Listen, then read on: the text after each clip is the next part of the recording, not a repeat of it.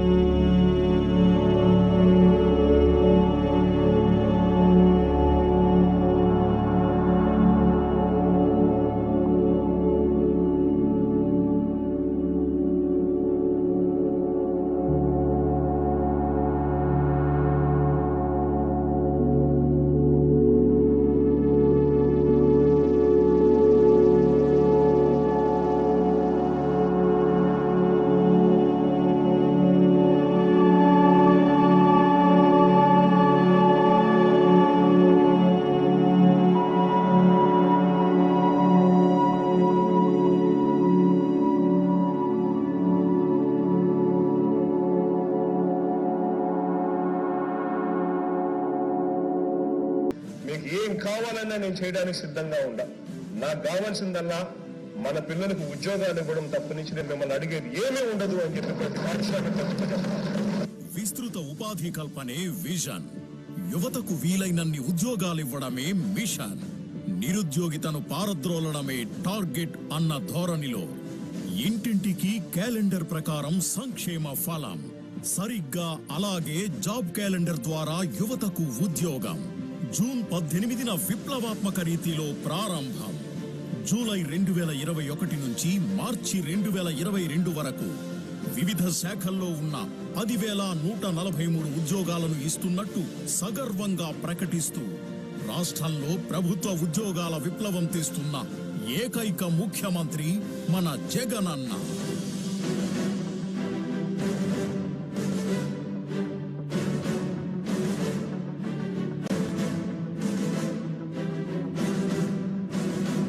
Anganwadi, ASHA, community health workers వంటి సుమారు 10,000 రూపాయల జీతం తీసుకునే 7,02,656 మంది ఉద్యోగుల జీతాలను సైతం పెంచి వారి వారి జీవన ప్రమాణాలను మెరుగుపరిచిన ఒకే ఒక్కడు మన జగనన్న. అవినీతి, ఆశ్రిత పక్షపాతం, లంచాలకు తావు లేకుండా పారదర్శకంగా కేవలం రాత పరీక్షల్లో మెరిట్ ప్రాతిపదికన ఉద్యోగాల భర్తీ, పరీక్షల నిర్వహణలో ప్రఖ్యాత ఐఐటి, ఐఐఎంల సహకారంతో ఒక విప్లవాత్మక ఉద్యోగ విధానానికి నాంది. పారిశ్రామికంగా ఊతమిచ్చే పారదర్శక విధానాలను రూపొందించాలని గుర్తించి 75% స్థానికులకే ఉద్యోగాలంటూ చట్టాలను తీర్చిదిద్ది ప్రాంతాల వారీగా స్కిల్ డెవలప్మెంట్ సెంటర్ల లాంటి ఎన్నో నిర్ణయాలతో నిరుద్యోగ సమస్యను రూపుమాపడంలో అహర్నిశలు శ్రమిస్తున్నారు మన జగనన్న. దూరదృష్టి, పారదర్శకత, పాలనా దక్షత వెరసి ఏపీ సీఎం శ్రీ వైఎస్ జగన్మోహన్ రెడ్డి గారు.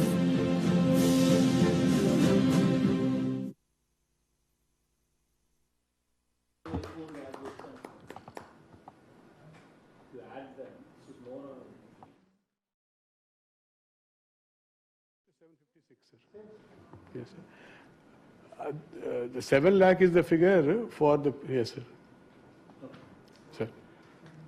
Thank you, sir. Now I will request the Honorable Chief Minister to kindly deliver his message for all of us.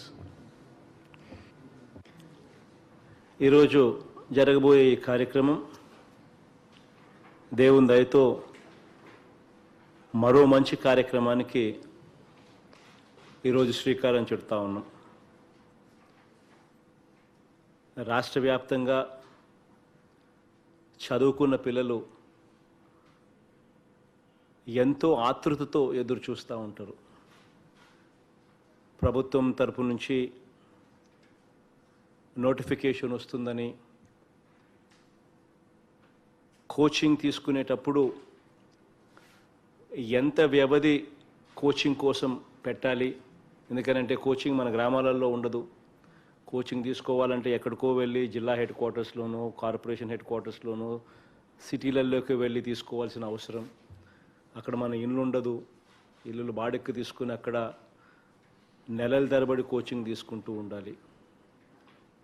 ఆ కోచింగ్ తీసుకున్న తర్వాత ఉద్యోగాలు నోటిఫికేషన్ ఎప్పుడు ఇస్తారో కూడా తెలియని పరిస్థితుల్లో ఆ కోచింగ్ జరుగుతూనే ఉంటే ఆ పిల్లలకు మనోధైర్యం కూడా కోల్పోయే పరిస్థితి వస్తుంది. ఆ పరిస్థితులన్నీ కూడా మార్చి ఈరోజు వచ్చే 9 నెలల కాలంలో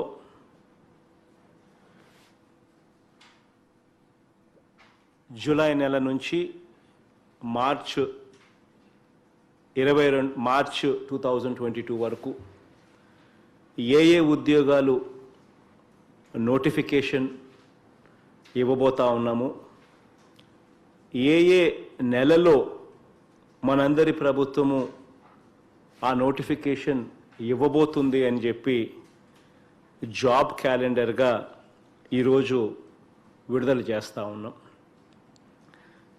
ఈ వచ్చే 9 నెలల కాలంలో ఈ ఆర్థిక సంవత్సరంలోనే ఏకంగా 10,143 ఉద్యోగాలు భర్తీ చేయబోతా ఉన్నాం. ఈ ఉద్యోగాలు ఏమిటి, ఏ నెలలో నోటిఫికేషన్ ఇస్తూ ఉన్నాము, ఇటువంటి వివరాలన్నీ కూడా ఈరోజు అన్ని దినపత్రికల్లో కూడా మొదటి పేజీలో అడ్వర్టైజ్మెంట్ ఇచ్చి ఆ ప్రకటన ద్వారా ప్రతి ఒక్కరికి కూడా తెలియజేసే కార్యక్రమం కూడా చేయడం జరిగింది.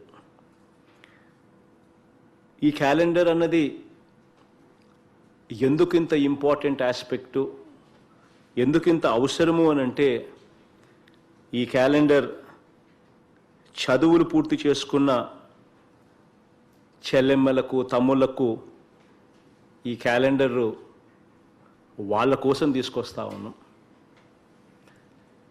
ఈ క్యాలెండర్ ఏ ఉద్యోగ నోటిఫికేషన్ ఎప్పుడు వస్తుందో, ఏ నెలలో వస్తుందో అని స్పష్టంగా తెలియచెప్పడం కోసం, క్రిస్టల్ క్లియర్గా చెప్పడం కోసం ఈ క్యాలెండర్ను తీసుకొస్తా ఉన్నాం. ఈ క్యాలెండర్ ద్వారా, ఈ క్యాలెండర్లో బ్యాక్లాగ్ పోస్టుల భర్తీ ఇంతవరకు చేయకుండా వదిలేసిన గత ప్రభుత్వ విధానాలకు భిన్నంగా సామాజిక న్యాయం చేసేందుకు తీసుకొస్తా ఉన్నాం. అది ఎప్పుడు జరుగుతుందో, ఏ నెలలో జరుగుతుందో కూడా చెప్పే కార్యక్రమం ఈ క్యాలెండర్ ద్వారా చేస్తున్నాం. ఈ క్యాలెండర్ అవినీతికి, పక్షపాతానికి, వివక్షకు, లంచాలకు తావు లేకుండా అత్యంత ట్రాన్స్పరెంట్గా, అత్యంత పారదర్శకంగా, ఎలాంటి దళారులు, ఎలాంటి పైరవీలకు, ఎలాంటి రికమెండేషన్లకు కూడా తావు లేకుండా రాత పరీక్షలో ఓన్లీ త్రూ రిటన్ ఎగ్జామ్, రాత పరీక్షలో మెరిట్ ప్రాతిపదికన ఇంటర్వ్యూస్ విధానానికి పూర్తిగా స్వస్తి చెబుతూ మన ప్రభుత్వం ఉద్యోగాలు ఇస్తోంది అని చెప్పటానికి ఈరోజు ఈ క్యాలెండర్ ద్వారా చెప్పడానికి ప్రయత్నం చేస్తా ఉన్నాం.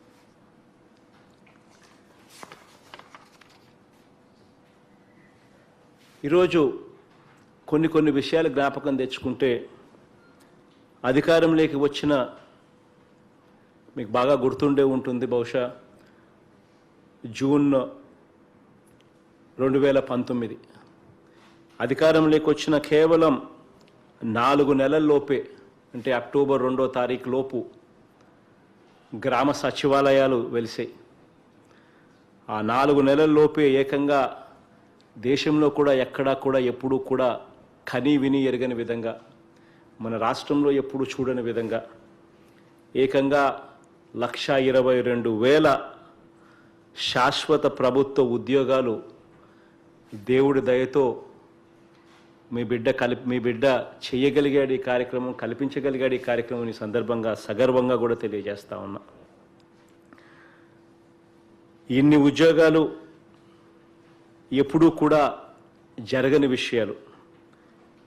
ఈ ఉద్యోగాలతో పాటు నిరుద్యోగ యువతలో సేవాభావాన్ని పెంపొందిస్తూ వారిని కూడా సామాజిక సేవ కోసం, వారిని కూడా సమాజానికి ఉపయోగపడేలా ఉపయోగించుకుంటూ వారికి గౌరవ వేతనం ఇస్తూ ప్రతి 50 ఇళ్లకు ఒక వాలంటీర్ వ్యవస్థను తీసుకొని వచ్చి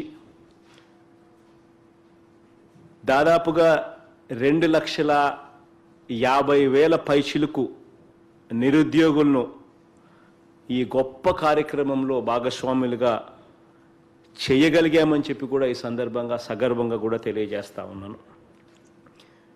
కేవలం ఈ 2 సంవత్సరాల కాలంలోనే ఏకంగా 1 కాదు, 2 కాదు, 3 కాదు, ఏకంగా ఈ 2 సంవత్సరాల కాలంలో అక్షరాల 6,03,756 ఉద్యోగాలు ప్రభుత్వ పరంగా భర్తీ చేయగలిగాము అని చెప్పి సందర్భంగా సగర్వంగా కూడా తెలియజేస్తా ఉన్నాను. ఇందులో ఈ 6,03,756 ఉద్యోగాలలో, ప్రభుత్వం తరపున భర్తీ చేసిన ఈ ఉద్యోగాలలో ఇందులో 1,84,264 ఉద్యోగాలు శాశ్వత ప్రాతిపదిక, శాశ్వతంగా గవర్నమెంట్ ఉద్యోగాలు ఇవ్వగలిగామని చెప్పి కూడా సగర్వంగా తెలియజేస్తా ఉన్నాను. 3,99,791 ఉద్యోగాలు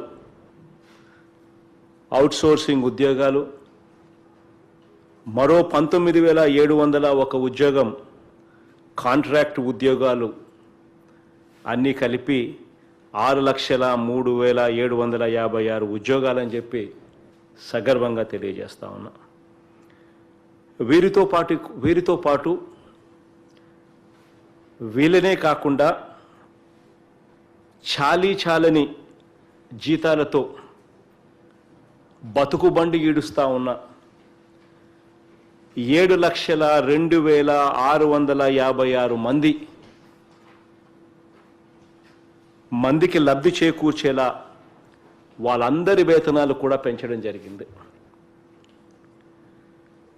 ఎన్నికలకు 3 నెలల ముందు వరకు గత ప్రభుత్వ హయాంలో ఆ 5 సంవత్సరాల కాలంలో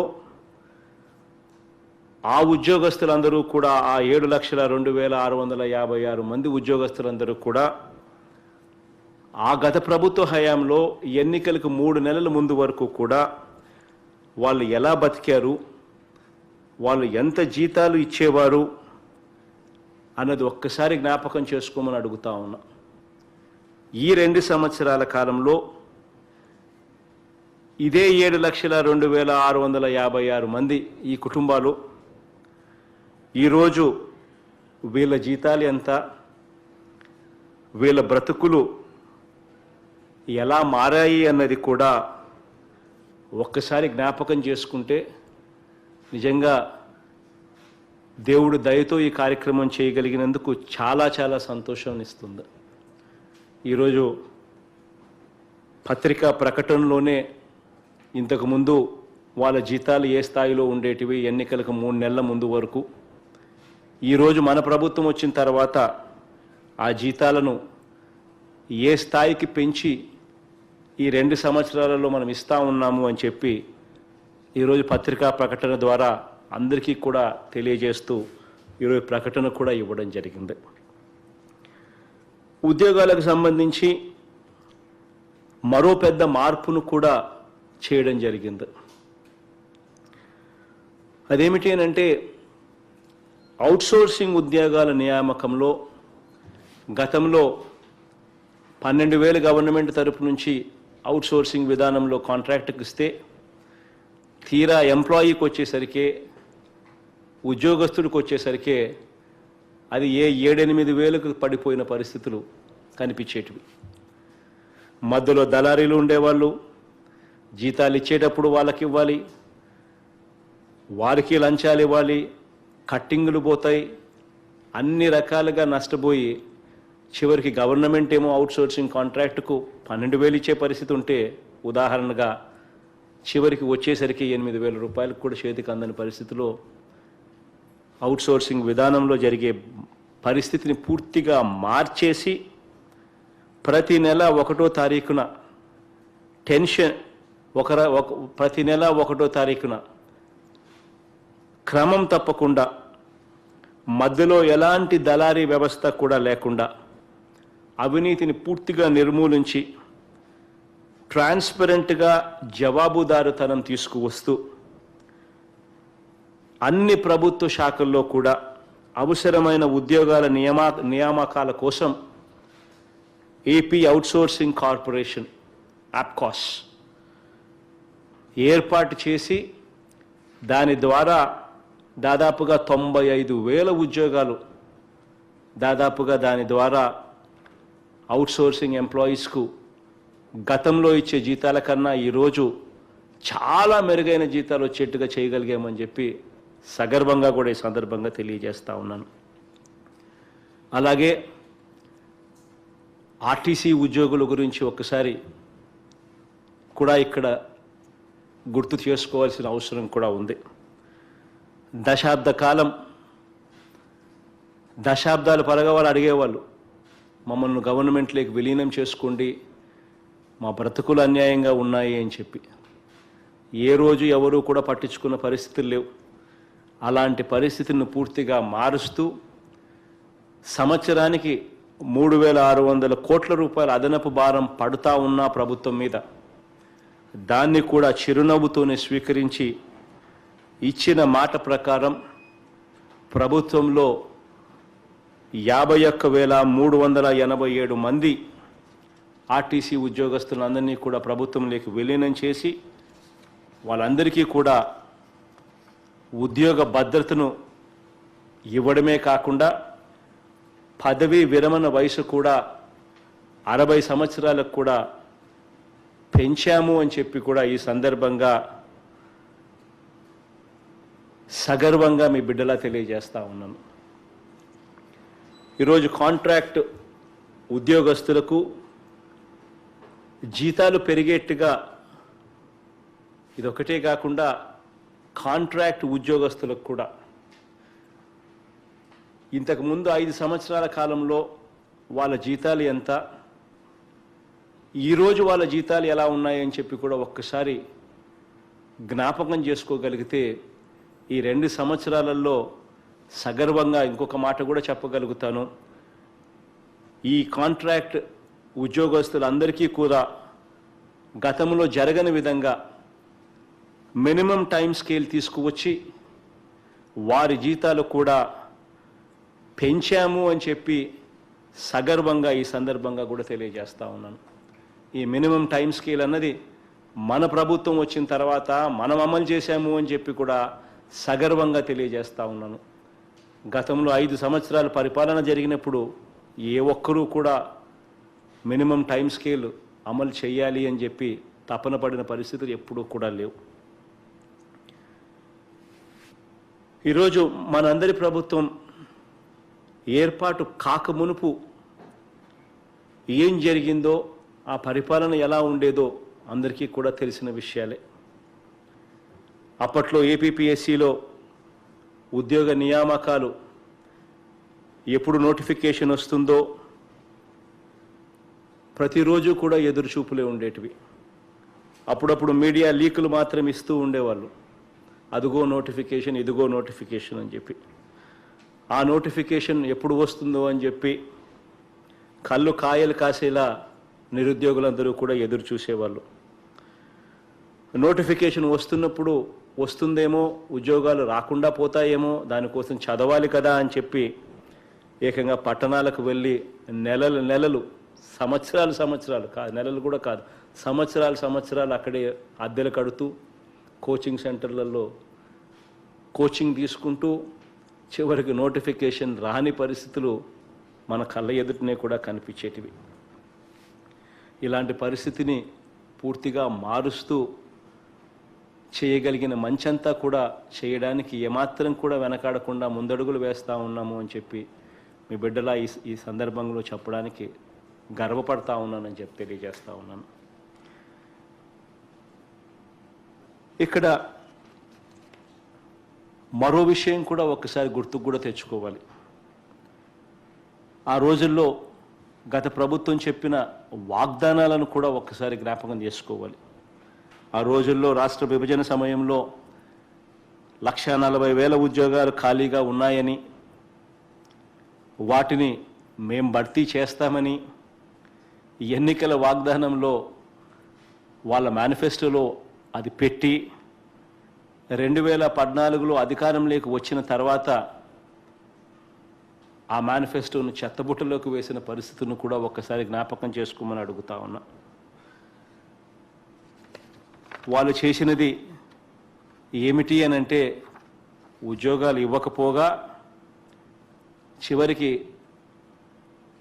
ప్రత్యేక హోదా ద్వారా అంతో ఇంతో ప్రైవేట్ రంగంలో అన్న కనీసం ఉద్యోగాలు వస్తాయని చెప్పి ఎదురు చూస్తూ ఉన్న పరిస్థితిని కూడా పూర్తిగా తాకట్టు పెట్టి ఒక లేని ప్రత్యేక ప్యాకేజీ కోసం,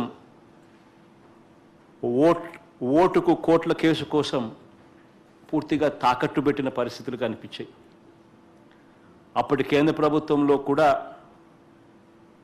ఇదే గత ప్రభుత్వ పెద్దలందరూ కూడా 2 మంత్రి పదవులు కూడా అనుభవించారు. అవకాశం ఉన్న రోజుల్లో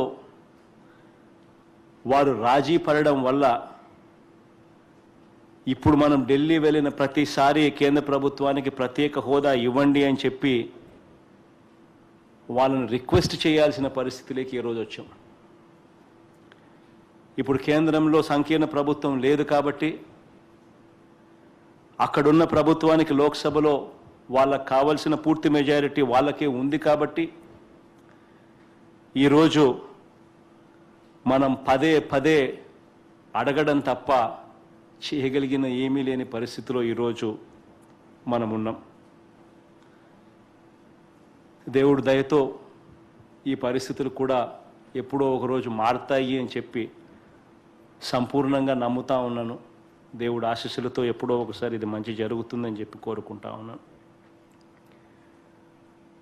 గత ప్రభుత్వంలో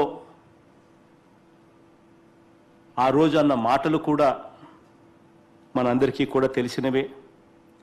ఏ రకంగా మాటలతో మోసం చేశారు, మాటలతో భ్రమ కల్పించారు అన్నది కూడా మనందరికీ తెలిసిన విషయాలే.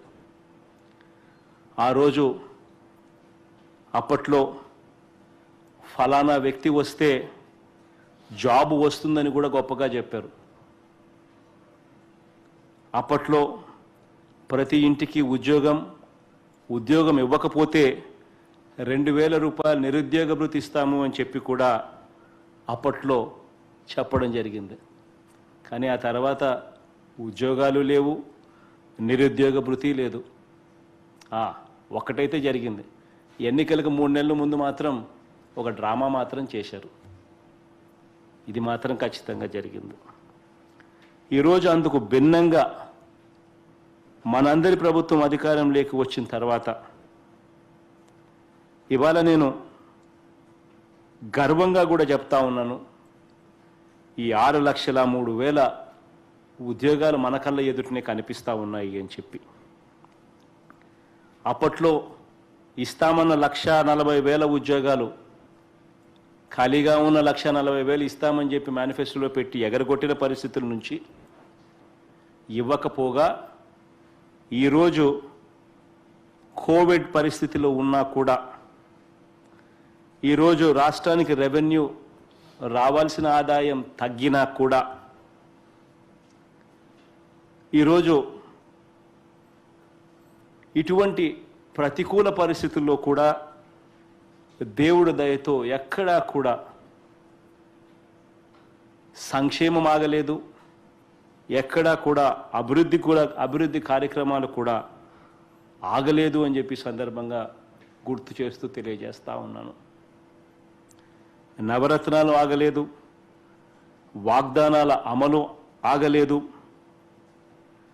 బడుల నిర్మాణం ఆగలేదు, రైతులకు అక్క చెల్లెమ్మలకు చదువుకునే పిల్లలకు అవ్వాతాతలకు ప్రతి సామాజిక వర్గానికి కూడా అందరికీ కూడా న్యాయం చేస్తూ దేవుడి దయతో అడుగులు ముందుకు వేసే కార్యక్రమం సాగుతానే ఉంది అని చెప్పి ఈ సందర్భంగా తెలియజేస్తా ఉన్నాను.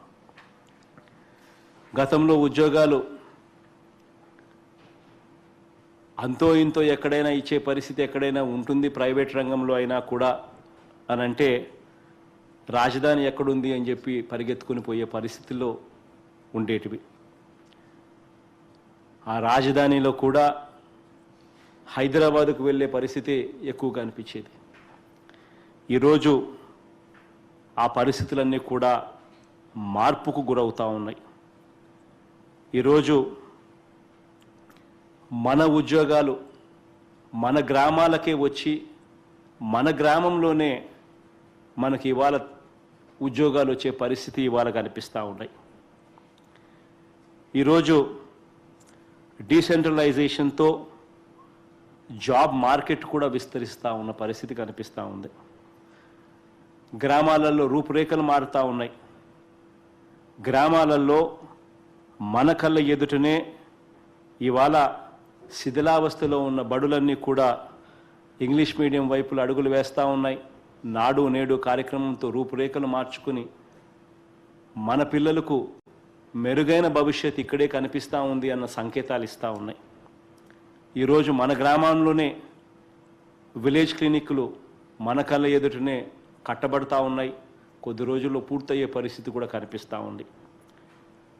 ఈరోజు మన గ్రామంలోనే విత్తనం నుంచి పంట అమ్మకం వరకు రైతులకు అడుగడుగునా కూడా చెయ్యి పట్టుకుని నడిపించే వ్యవస్థతో ఆర్బీకేలు మన కళ్ళ ఎదుటనే కనిపిస్తూ ఉన్నాయి. ఈరోజు మన గ్రామంలోనే ఈరోజు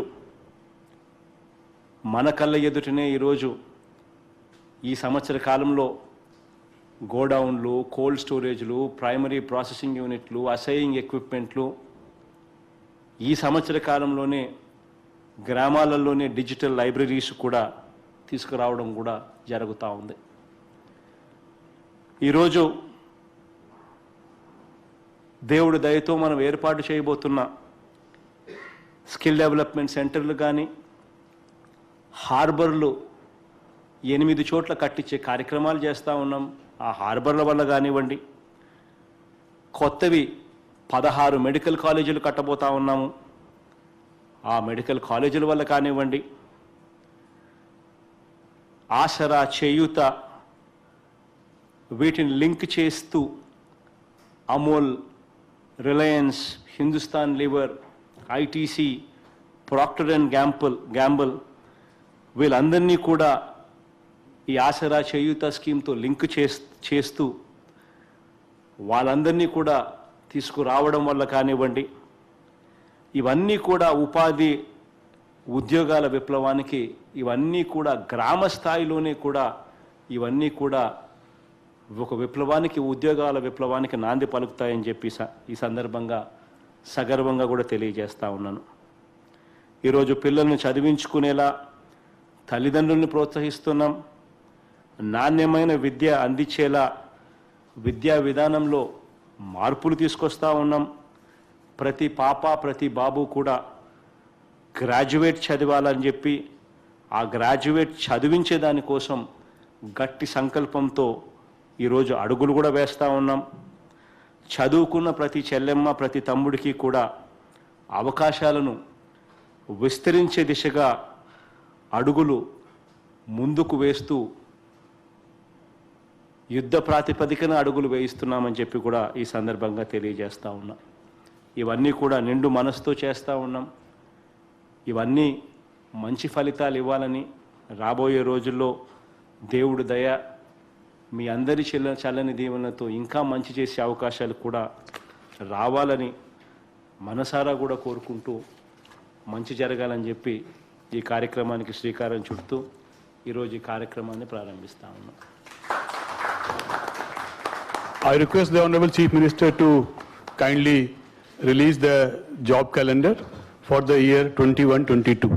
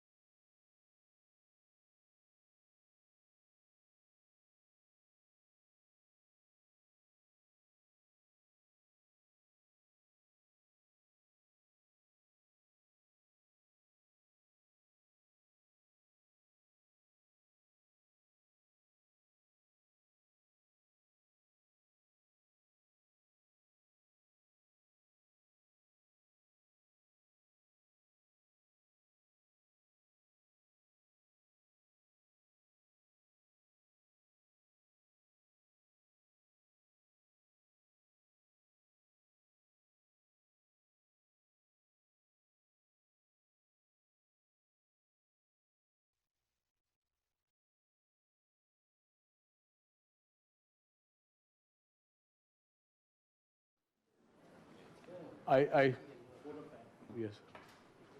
I thank the Honorable Chief Minister for releasing the job calendar, which is nothing less than a gift for 6,03,000 people already and 10,000 more people for people from our state in the coming 1 year, sir.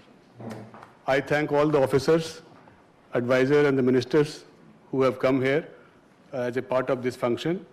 And I also thank all the district collectors who have taken part in this program on the video conference. Thank you all, sir. ఈ క్రెడిట్లో కలెక్టర్లందరికీ కూడా భాగస్వామ్యం ఉంది. ఎందుకంటే మీ అందరి సహాయ సహకారాల వల్ల లంచాలు లేకుండా, వివక్ష లేకుండా 4 నెలల కాలంలోనే ఏకంగా 1,22,000 సచివాలయ ఉద్యోగాలు చేయగలిగాము అని అంటే ఈ రోజుకి కూడా ఒకసారి వెనక్కి వెళ్ళి ఆలోచన చేస్తే ఎటువంటి కంప్లైంట్ లేకుండా ఇన్ని లక్షల మందితో దాదాపుగా 10 లక్షల మంది పైచులకు ఉద్యోగాలకు రాసి ఒకసారి ఆలోచన చేస్తేనే ఒకసారి అన్బిలీవబుల్గా కనిపిస్తుంది. So my profound thanks to all the collectors also and all the government officials. Without మీ అందరి సహకారం లేకపోయినంటే ఇది ఎప్పటికీ కూడా జరిగి ఉండేది కాదు. My profound thanks to all of you also.